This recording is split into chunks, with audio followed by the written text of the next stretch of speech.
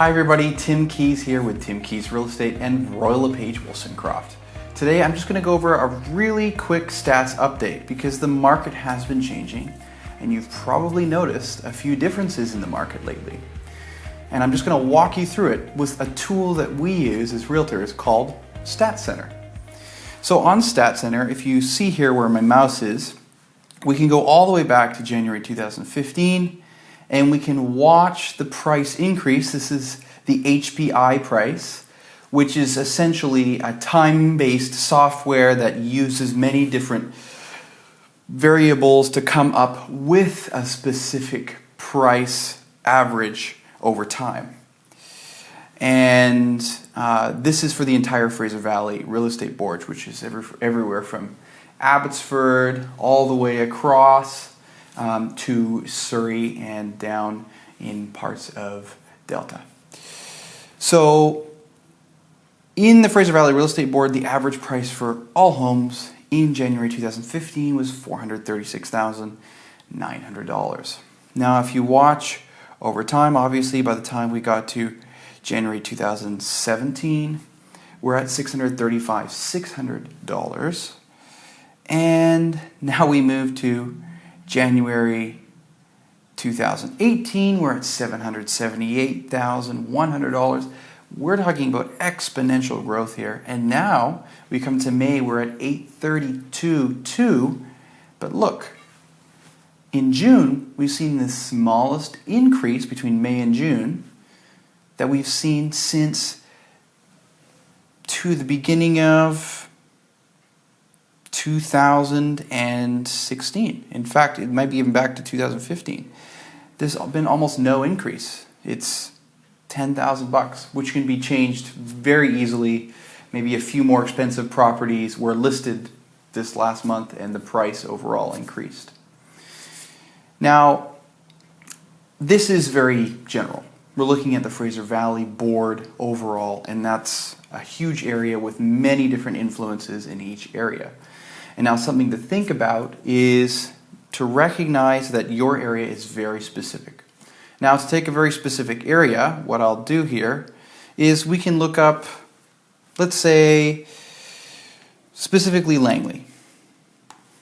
And we're going to look at homes that are between 284 to 458. Now those are going to be apartments. And let's say they're going to be under 1,100 square feet with 2 bedrooms. Now HPI is not available on such a small scale, so we start to look at different metrics, such as days on market. So you'll notice back in 2015, we were looking at 14. Here's 96, 20, 27, 30. Now we move into 2016, 8, 10, 17, 7, 7, 6, 8, 9, all the way through 2017. And now we're seeing an increase again, 7, 7, 8, 9, now 11. And we're certainly seeing that on the ground. We're seeing condos stay on the market for 20, 30, 40 days. Condos that are well priced and are really great. We're just seeing a change from a raging market into a balanced market. And at the end of the day, that's a very good thing because it starts to move properties that were unattainable for people into price ranges that are beginning to be more affordable. Now the stats aren't quite showing that just yet because properties that were originally listed at higher prices are beginning to be reduced. And that's not particularly shown in the HPI prices. And so if we look at sales to actives, now this is huge. So this is the amount of sales that are found in each month, amount of sales in an area. So this is in Langley. So it's the percentage of the amount that were sold compared to the amount that went on the market, that were listed that particular month. So you can have months that are above 100%. So essentially maybe one month was 70% and the next month after that was 130%. Well, the second month just ate up all the inventory from the month prior. So if you see here, over the last few years, we've had a pretty consistent increase here. up 70, 100, 150, 114, 80, 166. Now since January, we've seen a fairly steady decrease, except for in March. March was a fairly strong month. And now we're down to 53.7, and we haven't seen those numbers since January in 2017, and January is generally a fairly slow month. So as you can tell, this sales to actives ratio is extremely important in beginning to understand the market. So the last thing I want to take a quick look at is percentage of the original price. Now you'll notice that over the last few years, we've been getting 100, or here in the winter months, this is pretty normal, it reduces a bit. And then in June of 2016, we were getting an average of 102.4%, meaning the median, or sorry, this is set for median currently. If we look at average, the average out of every single sale was that you would get 104% of what you asked.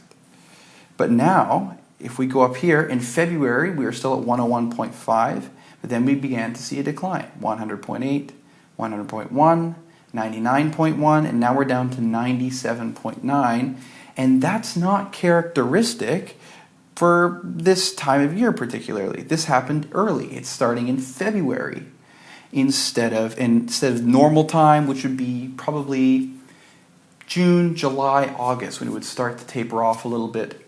And that's really the last thing that I wanted to take a look at today. Now, I hope you enjoyed yourself in learning a little bit more about these stats. Stats are extremely important to making an informed decision when you're purchasing or selling a home. It'll help you see where the market is going so that you can beat the trends in the way that you price and the way that you position your home. Now, if you are interested in this information or just curious to learn more, you can give me a call, 604-217-1218, and I would love to sit down with you and walk you through this program. Now, unfortunately, it is a realtor-only program, so you can't go get this yourself, but if you just want a quick outline, you can shoot me an email, send me a text, shoot me a message on Facebook Messenger, and I'm more than willing to send you the information over the computer in whatever way works best for you. Awesome. Hopefully we'll see you on social media. Everyone take care and have a great day.